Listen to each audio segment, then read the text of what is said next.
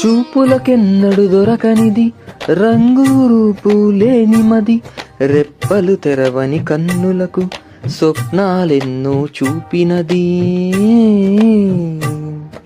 వెచ్చని చెలిమిని పొందినది వెన్నెల కళగల నిండుమది, కాటుక చీకటి రాత్రికి బాటను చూపే నేస్తమది.